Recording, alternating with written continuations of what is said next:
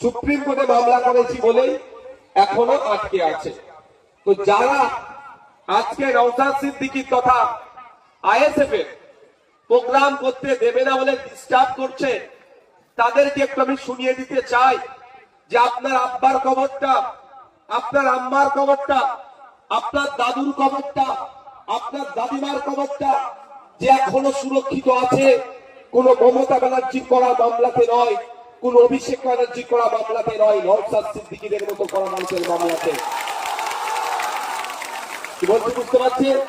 ওরা নওশাদ সিদ্দিকীকে আটকানোর চেষ্টা করছে, নওশাদ সিদ্দিকীর প্রোগ্রাম করতে দেবে না। যে বলছে তার বাপের কবরটা আজকে যে সুরক্ষিত আছে, তার বাপের কবরের উপরে মদের ফ্যাক্টরি হয়ে যায়নি, জুতোর কারখানা হয়ে যায়নি, বল্লজার চলেনি একমাত্র আমাদের মতো কিছু মানুষের করা মামলাতে। ওর হোসরায় ওর এমপি এমএলএ করা মামলাতে নয়, আমাদের মতো কিছু মানুষ মামলা করেছি বলে এখনো আপনার পাড়ার মসজিদটা ঠিক আছে, ঈদগাহটা ঠিক আছে, ওয়াকফ সম্পত্তিতে এখনো বেঁচে আছে। তাই যারা মনে করছেন যে নওশাদ সিদ্দিকীকে আটকাতে হবে, নওশাদ সিদ্দিকীকে আটকালে আপনি জিতে যাবেন, এটা ভুল হচ্ছে, এটা মাথায় রাখবেন। নওশাদ সিদ্দিকীকে আটকালে ওয়াকফ সম্পত্তি হাতছাড়া হতে পারে। নওশাদ সিদ্দিকীকে আটকালে আপনি জিতবেন না, আপনি হারবেন আপনার বাপের কবরের উপরে মদের ফ্যাক্টরি তখন ওরা বানাবে।